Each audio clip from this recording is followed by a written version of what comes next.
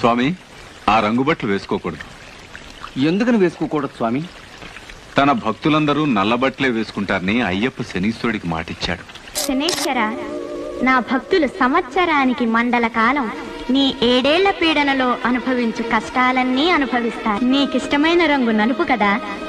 నల్లని వస్త్రాలు ధరించి, పాదరక్షలు విడిచి, నఖకేశ సంస్కారాలు మాని, మాలధారణతో దీక్షాబద్ధులై స్వీయ ఉనికిని కోల్పోయి స్వాములుగా పిలువబడతారు.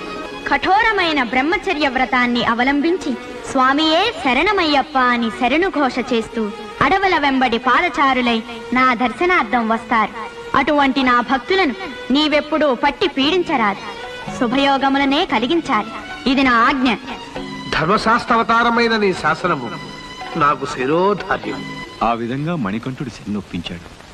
తన భక్తులకు శనిపీడ లేకుండా చేశాడు.